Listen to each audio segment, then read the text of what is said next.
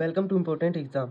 तो आज की वीडियो एएलपी में पूछे गए क्वेश्चन जो आपके एग्जाम में पहले एएलपी में क्वेश्चन आ चुके हैं उनके सेट हैं। तो इसमें मैं कम से कम 100 क्वेश्चन के आसपास कराऊंगा। तो ये वीडियो जितने भी है पूरी इंपॉर्टेंट है। तो अब चलो वीडियो शुरू करते हैं। एएलपी CBT 1 एग्ज़ाम 14/8/2018 को 3 सिफ्ट में पूछा गया था। कौन कौन से क्वेश्चन पूछे गए थे कि ठोस कार्बन डाइऑक्साइड को सूखी बर्फ़ के नाम से जाना जाता है। एग्जाम में पूछ सकते हैं कि ठोस कार्बन डाइऑक्साइड को किस बर्फ़ के नाम से जाना जाता है? सूखी बर्फ़। अगला क्या है कि सूत्री विभाजन के चरण का नाम क्या है? मेटाफेज, जिसके दौरान विभाजित सेल के गुणसूत्र मध्य रेखा पर स्थित होते हैं। अगला क्या है? अधातु ऑक्साइड आमतौर पर अम्लीय होते हैं। अगला है कि यदि किसी विलियन से नीला लिटमस लाल रंग में परिवर्तित होता है तो उसका पीएच मान स्तर 6 होने की संभावना होती है। तो पीएच मान जिसका भी अम्ल होगा तो वह नीले को लाल कर देता है। अगला है कि किसी तने हुए रबड़ बैंड को स्थितिज ऊर्जा होती है। जब हम किसी रबड़ बैंड को टानते हैं तो एक स्थिति आती है तो उसको स्थितिज ऊर्जा कहा जाता है। अगला है कि इनफीविया पौधों को ब्रायोफाइटा समूह में रखा गया है। अगला है कि यदि किसी वस्तु द्वारा तय की गई दूरी शून्य है तो उसका वस्तु का विस्थापन भी शून्य होगा। अगला है कि ऊर्जा ना तो बनाया जाता है और ना ही नष्ट किया जाता है। तो क्या ऊर्जा ना ही बनाया जाता है ना ही नष्ट किया जाता है। अगला है कि हम जो भोजन ग्रहण करते हैं उससे प्राप्त हुई कुछ ऊर्जा ग्लाइकोजन में संग्रहित होती है। किसमें संग्रहित होती है? ग्लाइकोजन में। प्रोपेन का रासायनिक सूत्र क्या है? C3H8 है। तो ये रासायनिक सूत्र प्रोपीन ये पूछ सकते हैं। प्रोपेन का क्या है? C3H8। अगला है कि सोडियम हाइड्रोजन कार्बोनेट के गर्म होने पर कार्बन डाइऑक्साइड गैस छुट्टी है।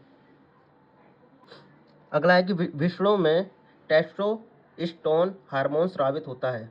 अगला है कि गतिशील वस्तु की गति ऊर्जा द्रव्यमान और उसके वेग पर निर्भर करती है।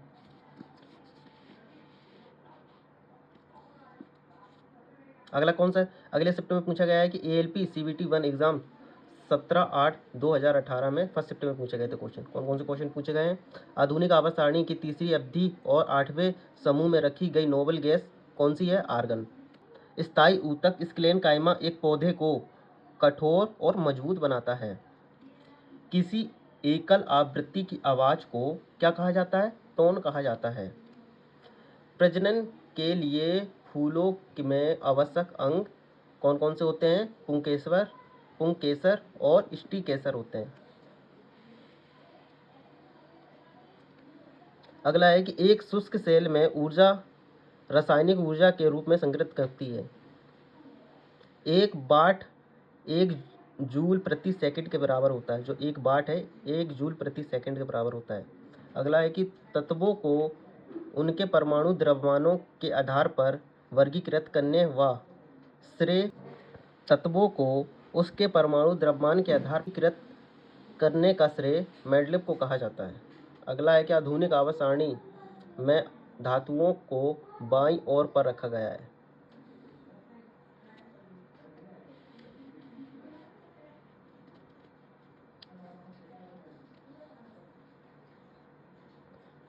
अगला है कि किसी परिपथ में विद्युत प्रवाह इलेक्ट्रॉनों की गति के द्वारा संभव होता है। अगला है कि गतिज ऊर्जा 1/2 mv² के बराबर होता है। गतिज ऊर्जा का फॉर्मूला पूछा गया है। अगला है कि भार का एसआई मात्रक क्या होता है? न्यूटन। अगर पूछे किसका एसआई मात्रक न्यूटन होता है? भार का। और किसका होता है? बल का। अगला है कि चूने के पानी में कार्बन डाइऑक्साइड गैस प्रवाहित करने पर एक दुधिया हो जाता है तो ऐसा कैल्शियम कार्बोनेट निर्माण के कारण होता है। अगला सेट है अपना ALP CBT 1 एग्जाम 17/8/2018 को सेकंड शिफ्ट में पूछा गया था। कौन कौन से क्वेश्चन पूछे गए हैं कि विटामिन K की कमी के कारण अत्यधिक खून बहने लगता है। अत्यधिक खून बहना किसके कमी के कारण होता है? विटामिन K के कारण। तो विटामिन से जितने भी क्वेश्चन है वो पढ़ के जाना है। वायु का निरपेक्ष आवर्तक सूचकांक 1.0003 है। ठीक। अगला क्या है? सोडियम से क्लोरीन तक आध्यात्मिक गुण बढ़ता है। अगला है कि 1 नैनोमीटर 10⁻⁹ मीटर के बराबर होता है। अगला है कि वेग में परिवर्तन की दर को क्या कहा जाता है? त्वरण। अगला है कि ध्वनि यांत्रिक लहर है।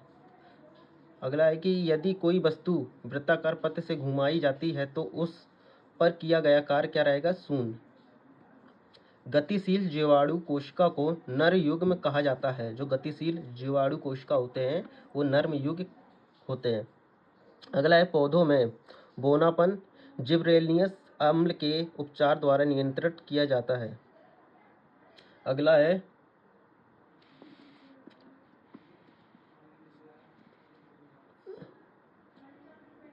है कि एल्यूमिनियम ऑक्साइड प्रकृति में उभयधर्मी है। अगला है कि फास्फोरस की परमाणु त्रिपरमाणिक है।